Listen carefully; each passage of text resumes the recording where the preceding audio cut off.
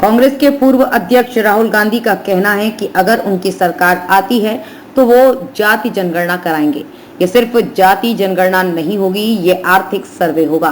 कांग्रेस के वरिष्ठ नेता वसंत चौधरी ने कहा कि राहुल गांधी जानते हैं कि जातीय जनगणना कराकर वर्तमान डेटा उपलब्ध होगा, जिससे पता चलेगा कि आज की स्थिति क्या है।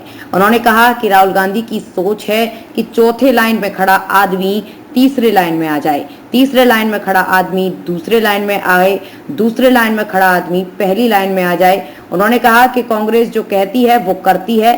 तमाम योजनाएं जो धरातल पर हैं वो कांग्रेस की देन है, चाहे संचार क्रांति हो या सूचना का अधिकार हो। वसंत चौधरी ने कहा, देश की जनता कांग्रेस पार्टी के घोषणा पत्र पर विश्वास करती है। इस बार देश की जनता कांग्रेस के नेतृत्व में बदलाव लाएगी। मतलब हिंदुस्तान में किसके हाथ में कितना पैसा है, हर संस्था का सर्वे होगा। इससे पता लग सकेगा कि किस वर्ग के लोगों की क्या स्थिति है। उन्होंने कहा कि जाति जनगणना से पूरे देश को पता लग जाएगा कि हिंदुस्तान का धन कहाँ है, किसके हाथ में है, पिछड़ों के हाथ में कितना है, दलितों के हाथ में कितना है, गरीब सामान्य वर्ग और महिलाओं के हाथ में कितना धन है। आइए देखते हैं ये रिपोर्ट। राहुल गांधी अपनी जनसभाओं में अक्सर गिनती करो की बात करते हैं, बार बार गिनती करो, गणना कराएंगे, ये वादा करते हैं। क्या है ये? देखिए, राहुल गांधी जो जातीय जनगणना की बात कर रहे हैं उसके पीछे एक बहुत बड़ी सच्चाई छिपी हुई है। राहुल गांधी जानते हैं कि पूरे देश में ओबीसी, अदर ओबीसी, दलित, अल्पसंख्यक की जनसंख्या बहुत ज्यादा है। तो उनकी जनसंख्या ज्यादा है तो उस अनुपात के अनुसार उनको सरकारी नौकरियों में या जो गवर्नमेंट के बेनिफिट होते हैं उसमें उस अनुपात के अनुसार उनको न्याय नहीं मिल पा रहा है, क्योंकि सरकार के पास जो डेटा है वो पुराना डेटा है।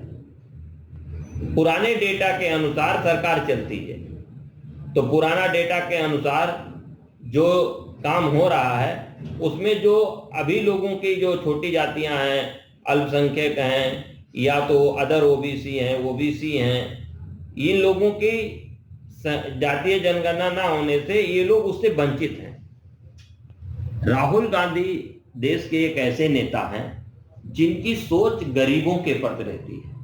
आज तक आपने देखा होगा राहुल गांधी की भाषण में, राहुल गांधी की सोच में हमेशा वो गरीब के बारे में सोचते हैं और इसलिए वो कभी भी उद्योगपति की बात नहीं करते हैं। उनको मालूम है कि उद्योगपति, बड़े बड़े बिजनेसमैन जो लोग हैं वो होशियार हैं, वो किसी ना किसी तरीके से अपना बिजनेस ड्राइंग करके अपना बिजनेस तो कर लेते हैं, आगे बढ़ जाते हैं। लेकिन गरीब, वंचित, पिछड़ा, उसको जो इससे कोसों दूर है, वो जिंदगी की लड़ाई लड़ रहा है, खेती किसानी कर रहा है, मजदूरी कर रहा है, उसको अगर ऊपर लाना है तो जातीय जनगणना कराना पड़ेगा। गिनती का उद्देश्य यही है कि संख्या बल के आधार पर उनको सुविधाएं और संख्या बल के आधार पर उनको सुविधाएं मिले। तो जब संख्या पता चल जाएगी तो उस तरीके से जो गवर्नमेंट की योजनाएं हैं, जो भी चीजें हैं, उसका बेनिफिट उनको मिलने लगेगा और एक्चुअल में पता चलेगा कि आज की स्थिति क्या है। और राहुल गांधी के सोच में आपको एक शब्दों में बता दूं, राहुल गांधी जैसे हमारे पास 4 कैटेगरी है, first category, second category, 3 category, 4th category. तो हमारे यहाँ फर्स्ट कैटेगरी में और सेकंड कैटेगरी में 20% लोग हैं, 3 कैटेगरी और 4th कैटेगरी में उस तरीके से गरीबी अनुपात को देखने जाए तो ज्यादा लोग हैं। राहुल गांधी की सोच है कि जो चौथे लाइन में खड़ा हुआ व्यक्ति अगर तीसरे लाइन में आ जाए और तीसरे लाइन में खड़ा हुआ व्यक्ति दूसरे लाइन में आ जाए और दूसरे लाइन में खड़ा हुआ व्यक्ति पहले लाइन में आ जाए, तो अगर 20-20 करोड़ लोग ज्यादा तरक्की कर लिए तो देश में आर्थिक क्रांति आ जाएगी। तो राहुल गांधी की सोच है गरीबों का उद्धार करना, गरीबों को विकास के मुख्य धारा में लाना, गरीबों को अच्छा जीवन जीने में मदद करना, गरीबों की जीवन शैली अच्छी हो, उनको अच्छा जीवन जीने में मदद मिले, इसीलिए जातीय जनगणना जरूरी है। अगर डेटा होगा तो डेटा के अनुसार सरकार उनको बेनिफिट दे पाएगी। इसका आधार यही है, इसका जातीय जनगणना कराने का उद्देश्य किसी को नुकसान पहुंचाना नहीं है। जातीय जनगणना कराने का उद्देश्य जो लोगों को न्याय नहीं मिल रहा है उनको न्याय दिलाना है। इतना शानदार मैनिफेस्टो है, इसका क्या लाभ मिलने वाला है इस बार? कितना लाभ मिलेगा?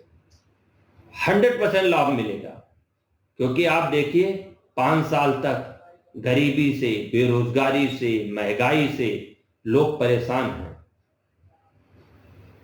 और वही सरकार फिर लोगों को बड़े बड़े सपने दिखाकर अपनी तरफ प्रभावित करना चाहती है। लेकिन लोगों ने देख लिया है कि लोग परेशान हैं, रोज वो फेस कर रहे हैं महंगाई को, रोज वो फेस कर रहे हैं बेरोजगारी को, तो रोज वो फेस कर रहे हैं फसलों की कम कीमत को, तो उनको समझ है।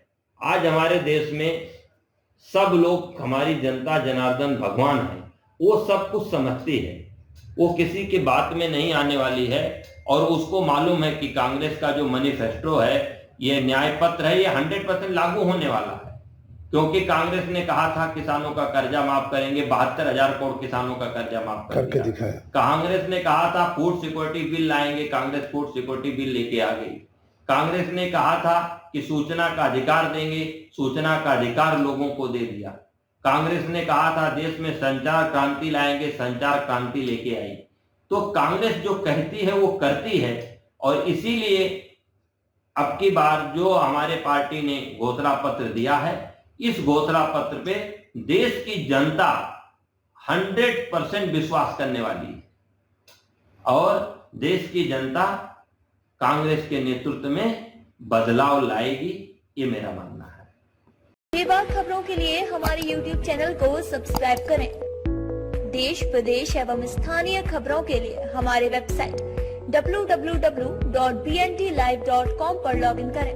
साथ ही Facebook, Twitter, Telegram, Instagram, LinkedIn पर भी फॉलो कर सकते हैं। धन्यवाद।